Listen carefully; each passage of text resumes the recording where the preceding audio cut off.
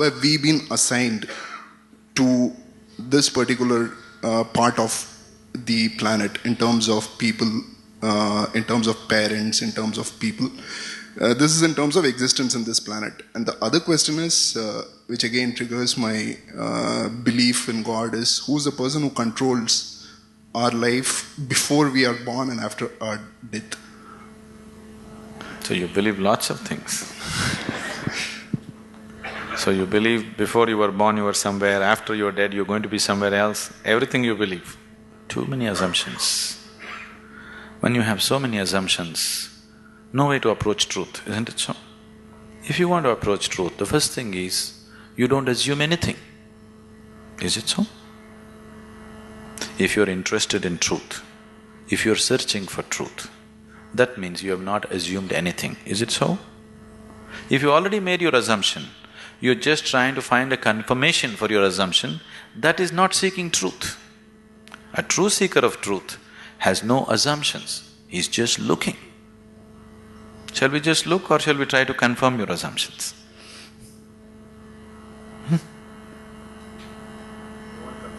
You want confirmation? You're right. Does that get you any closer?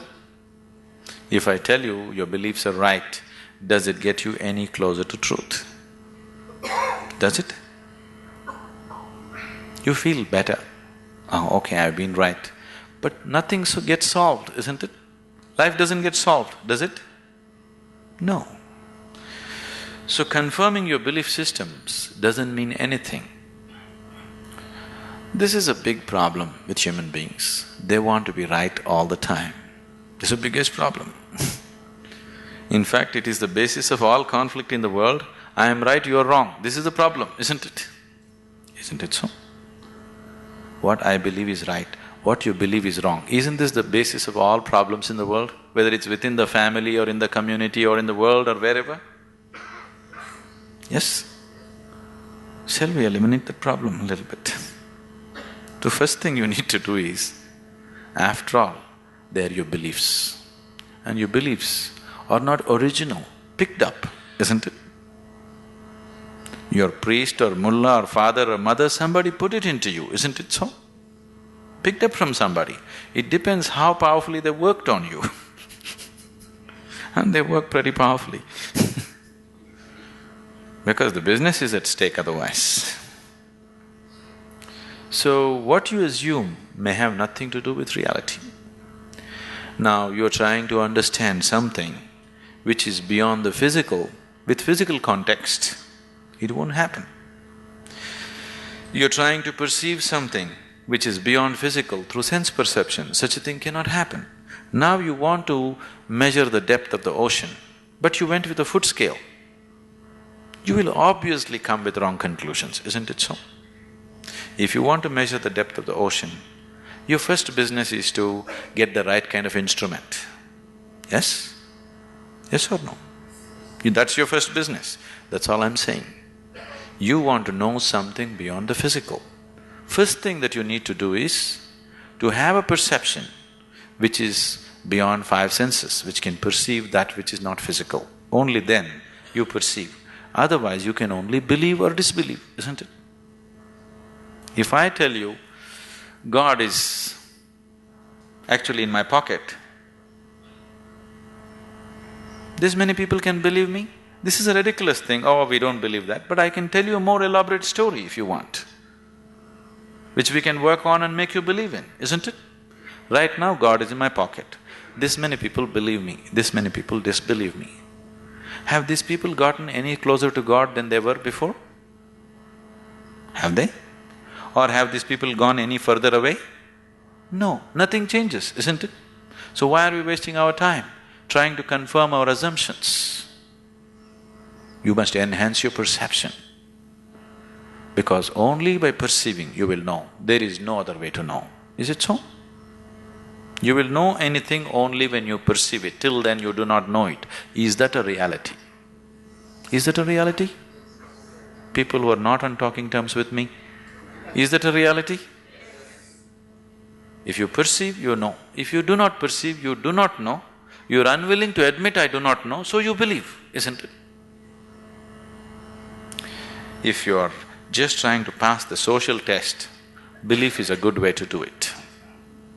But you want to really know, then belief is not a good way to do it.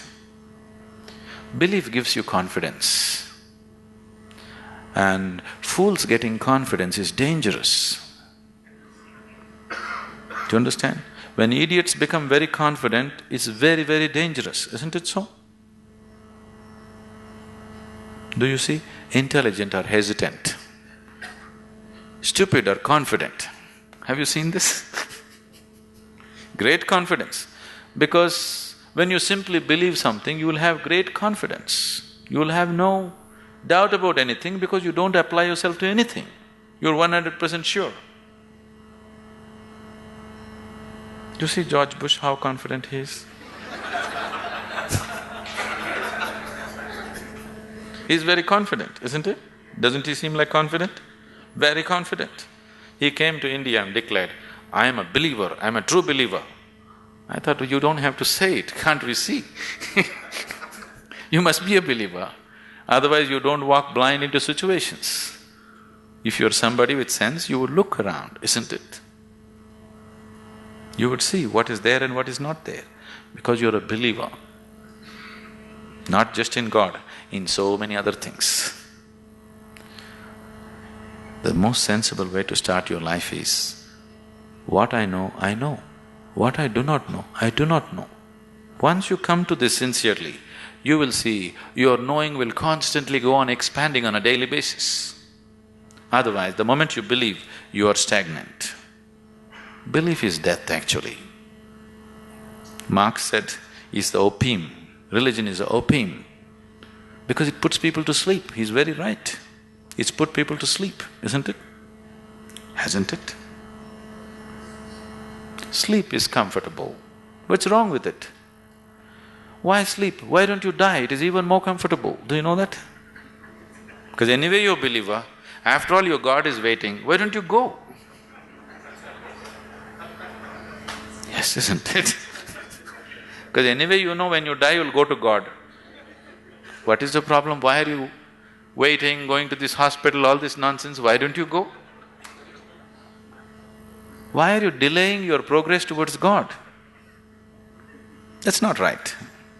You're not a true believer, isn't it?